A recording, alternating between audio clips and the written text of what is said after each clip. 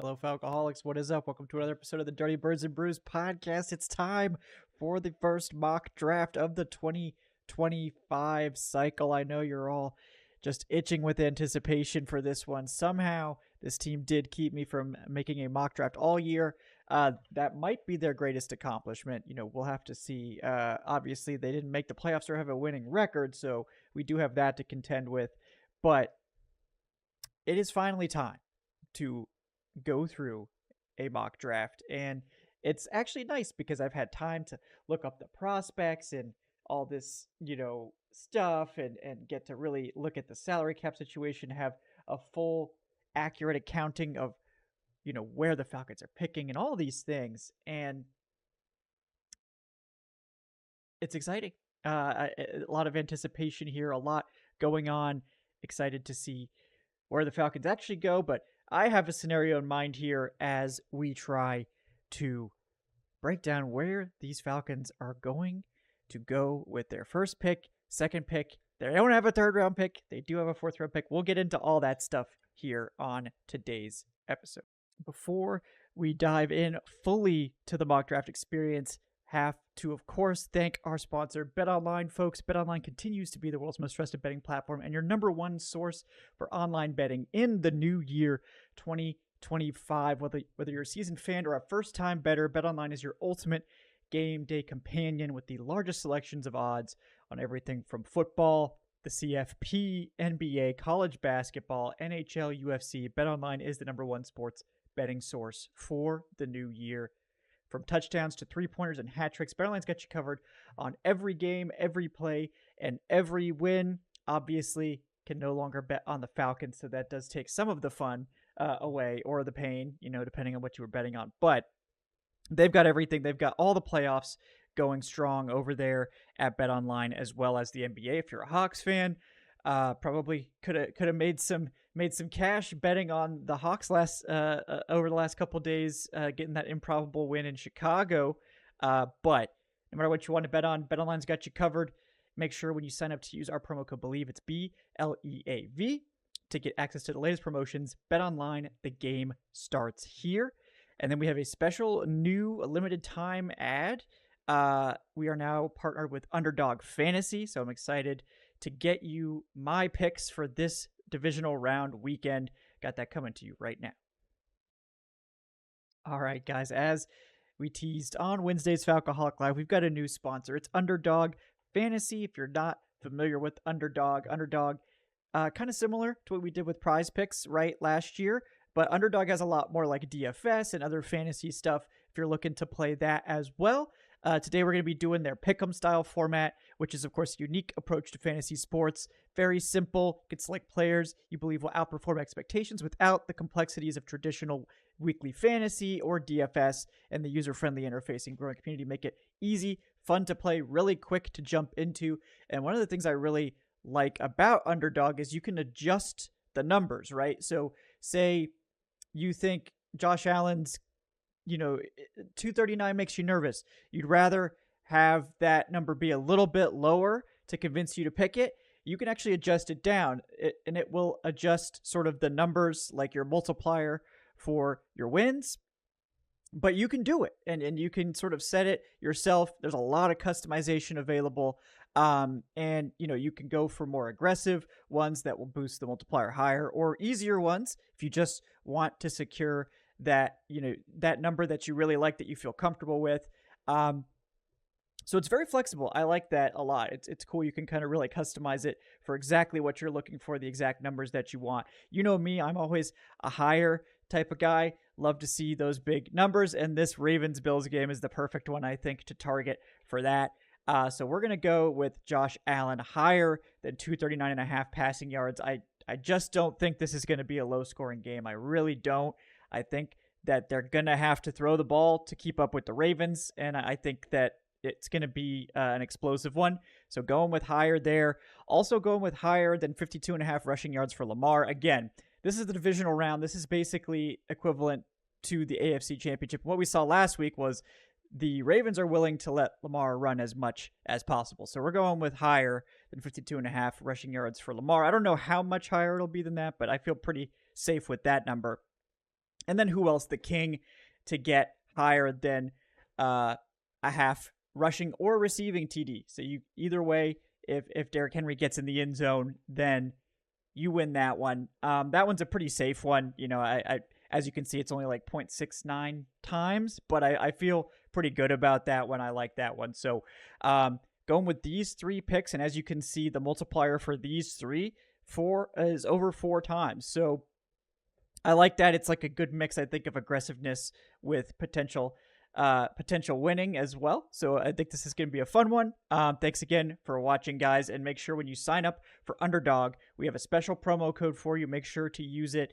It's BIRDS, like dirty birds and brews, BIRDS. Make sure when you sign up, you will get a special deposit match option just for us, as well as a free pick as well to try it out. So go ahead and take a look at that. Let me know what picks you guys are doing, and we will hope for a big dub this weekend in the divisional round. Thanks again to Underdog Fantasy for sponsoring today's episode. All right. So before we dive into this 2025 Falcons mock draft, real quick, want to recap the picks that the Falcons actually do have, because there's not a lot of them this time. The Falcons have round 1 pick 15. That is 100% locked in. They also have round 2 pick 46, round 4 pick 116, and then they do have a late 7th rounder that was courtesy of the Rams. It's pick 242. That one could change a little bit depending on how the Rams finish. They're still in the playoffs, obviously. If they win, it'll be later. If they lose, then it'll probably be right around that pick 242 number. But I'll update that as it comes along. That one's not a huge deal, obviously. A couple spots in the 7th round. No one's really losing too much sleep over that. But the Falcons, only 4 picks right now. I do think that's going to change. I don't think they're going to go in with just those picks. This team, last time they were this short on picks, they did trade down. So I suspect that they will probably trade down. We're not doing any trades in this mock, and I'll probably not do any for a little bit, just until we get our feet under us. But I do think a trade down from 15 into the early 20s to pick up a 3rd rounder, plus, is probably going to happen if nothing else happens with the picks. They could also potentially get some picks for Kyle Pitts if they decide to go in that direction. They could also potentially get a late pick for Kirk Cousins or some sort of pick swap, like that 7th for a 6th or something like that. So I do think they will acquire additional picks, but we probably won't know until March at the earliest for that. So we'll see what develops there. But for now, 4 picks. So short and sweet, these mock drafts for the time being. So round 1, pick 15, probably not going to shock anyone that the Falcons are taking an edge rusher with their 1st round pick. It seems like we mock this every year and it never happens. At least it hasn't happened any of the past 4 years. You get the cat cameo here. I'm going to go with, and this is assuming that the Falcons are running a similar defense, right? Not that it matters a ton, but I do think, I'm assuming that they're going to be wanting stand-up rushers, guys that can drop, that sort of thing. So I'm going with James Pierce Jr. from Tennessee here, one of the most productive edge rushers in college football, elite pass rush win rate. I believe he's a hair above Abdul Carter, who's probably going in the top 5.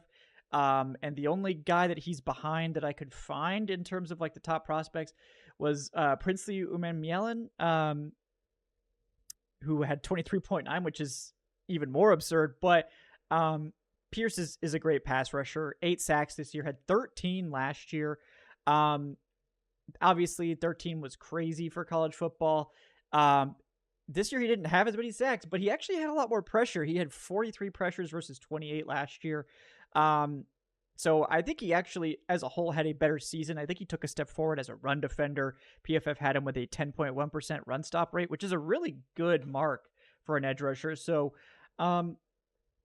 again, like Pierce's thing, and the reason he's a little bit lower than guys like Abdul Carter and like Nick Scourton is he's light, right? He is a lighter edge rusher. I believe he's listed at 240. He is 6'5".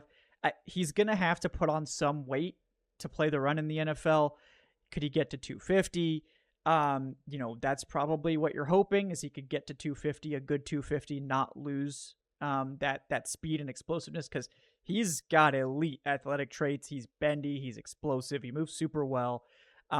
He's gotten better with his run fits, but he's not going to be able to hold to hold the edge in the NFL at 240, right? So, that's the one sort of knock on his game, I would say, is that his size is not great. So if he could get up to 250, he'll probably be more like playing that sort of Arnold Ebiketie role, where he's more of the designated pass rusher type.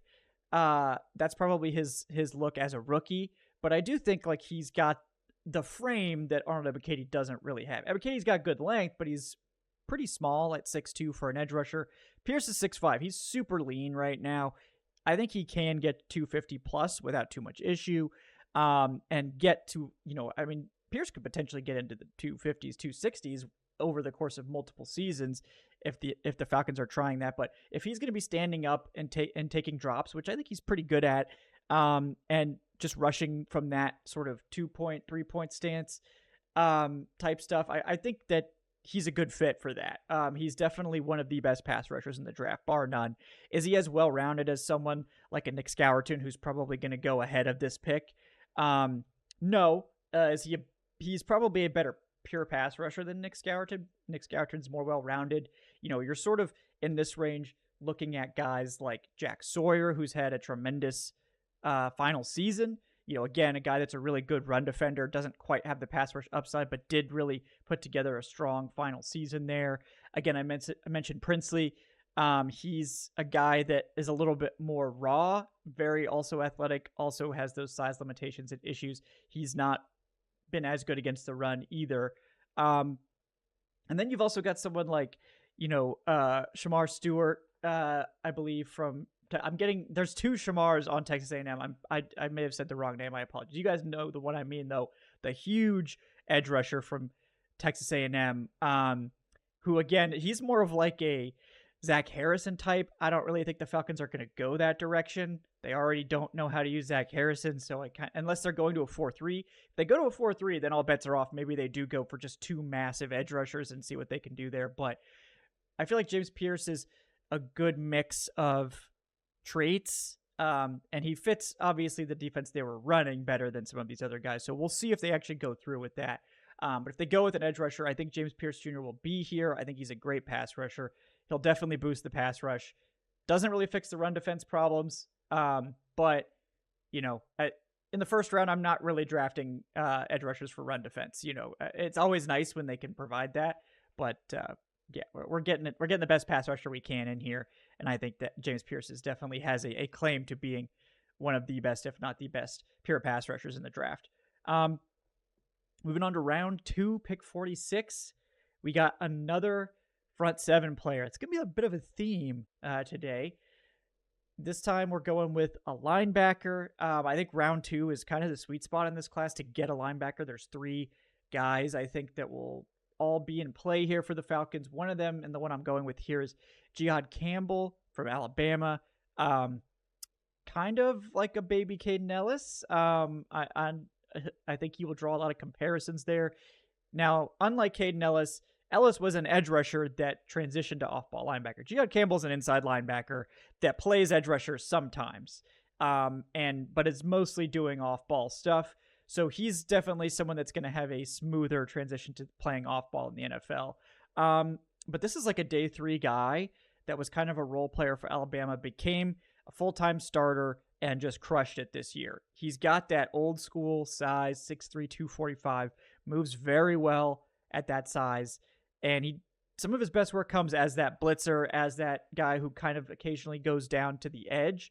Jihad Campbell is kind of I think a more well-rounded, more experienced, like off-ball version of Caden Ellis, not as heavy on the pass rush as Ellis, more suited to off-ball work, but has that same type of skill set that he is a very good blitzer, very good edge rusher in spurts.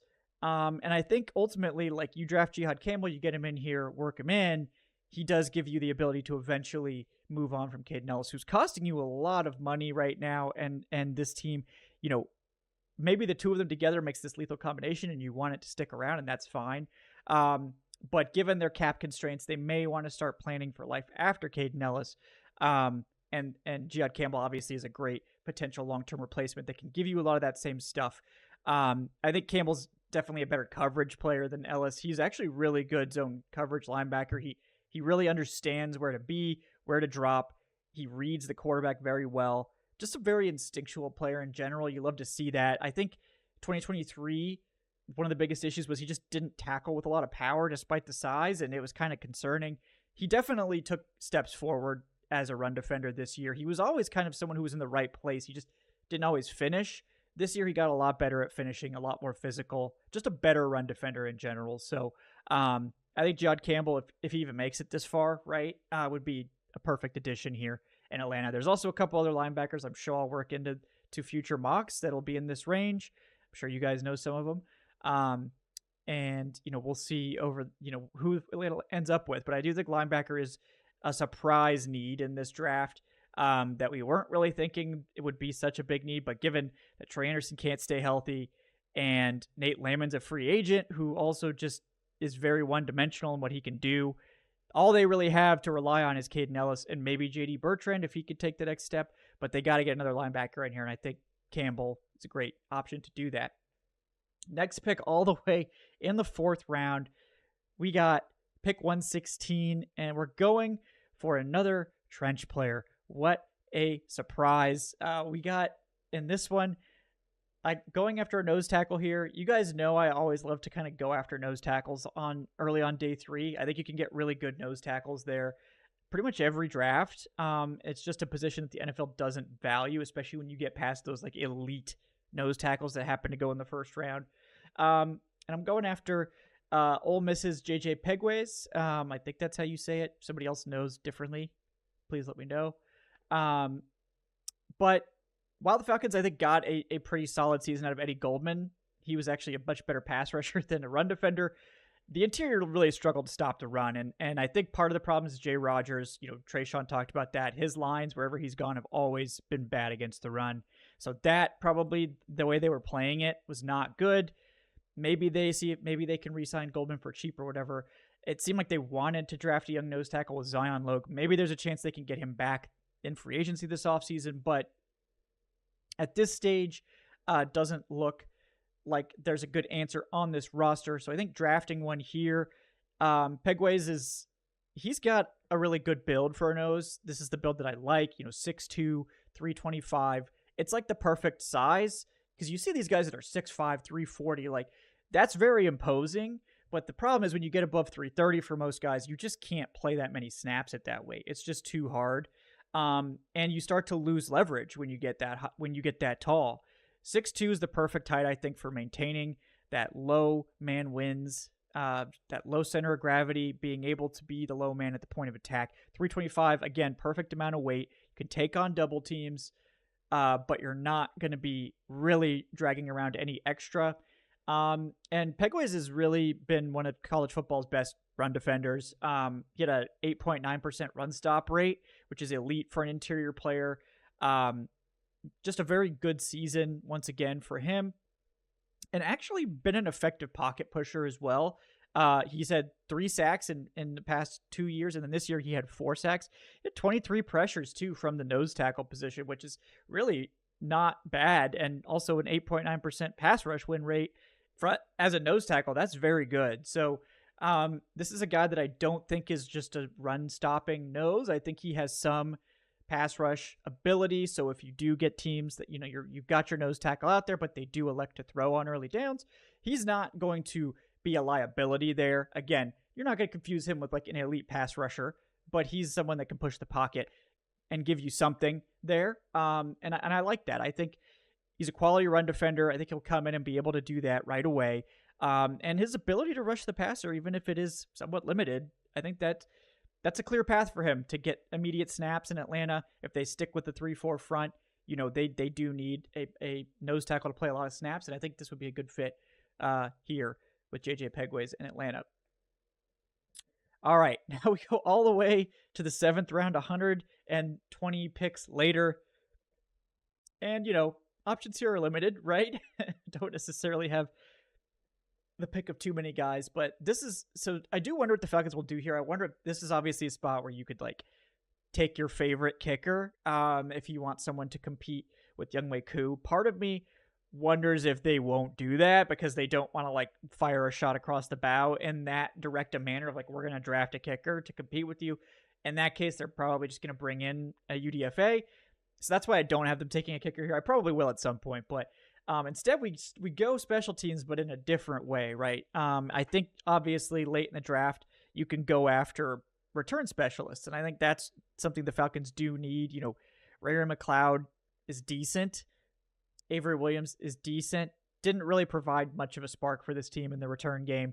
Avery Williams may or may not be back, right? So we're going to go with a guy that's actually a pretty good receiver, but has one glaring problem. We'll talk about that. But LeJontay Wester from Colorado. Again, this is a guy that was actually a very productive receiver for Colorado. 931 receiving yards, 10 touchdowns, played entirely in the slot, slippery, explosive, actually pretty tough, work in the middle.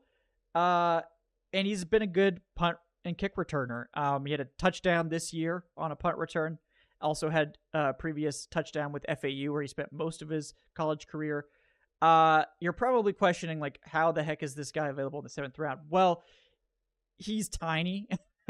he's listed at 167 and 5'11", which I think that's probably generous.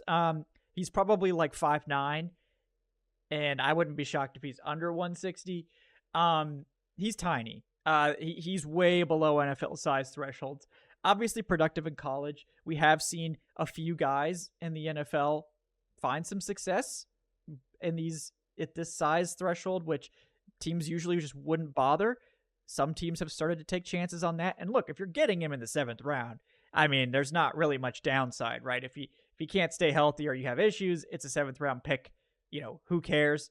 The upside obviously is that he has been a very productive slot receiver. He does have some of that, you know, game-breaking ability as a return specialist. So to me, it's a no-brainer. Take a shot. See if you can get anything here. See if you can upgrade the return game and have a nice reserve behind Ray McLeod in the slot that you haven't really had. Someone maybe to compete with like Rondale Moore if he comes back or whatever. I think this is a good spot to take a chance on a guy that's definitely well below NFL thresholds, but will probably test super well and also has some production to his resume and could be an interesting fit, I think, here in Atlanta. So, yeah, that's it. These are going to be shorter if and until the Falcons do some trades or until I start doing mock drafts with trades. But again, thanks for watching, guys. Please like, subscribe if you haven't done so already. Check out the Patreon, patreon.com/FalconHawkLive. Check out the channel memberships if you're a YouTube enjoyer. Thanks to everyone who's donated to the Senior Bowl fundraiser. It's draft season, as you know. We're raising funds to go down to the Senior Bowl. I'll be joined by Trayshawn Diaz down there. I'll be linking up with Aaron Freeman and a couple other Falcons writers. I'm sure we'll be doing a show every day, recapping practice, and probably some other shows as well for fun. So if you want to donate, you can donate at any time with the link in the show description. If you do donate offline, just make sure you leave a message or a comment if you want that question read, and we will read it on the next show. But thank you guys so much. Appreciate you all for your support. If you got comments, you got your own mocks that you're doing, please leave them in the comment section. We would love to hear from you guys. Thank you guys for joining us on the Dirty Birds and Brews podcast. I know everyone's been asking, when is Tuesday Takes coming back? Is that going to be an off-season thing? Yes, we're going to continue to do Tuesday Takes, but just like I got a vacation, Trayshawn also gets a vacation. He'll be back next week. We'll have a Tuesday Takes for you, I believe, next week, so you can look for that early. And, of course, we will have a Wednesday live. And I'm not going to say it because every time I've said it, it hasn't happened. But we should be getting a former Falcons legend he's a current Falcons legend, former Falcons star on Wednesday's show. So what I've teased before, some scheduling difficulties, but I think we're going to make it happen next week. So stay tuned for that. But guys, thank you so much for hanging out here on the Dirty Birds and Brews podcast. Thanks, of course, to BetOnline for sponsoring today's episode. And thanks to our new sponsor, Underdog Fantasy. Again, if you guys are signing up on Underdog, make sure to use our promo code BIRDS, BIRDS, to get your special promotions and, of course, your free initial pick. But again, I'm Kevin Knight of Falcon Kevin. Thanks for following us. Thanks for hanging out here on the Dirty Birds and Brews podcast. We will see you next time, guys. Have a great weekend.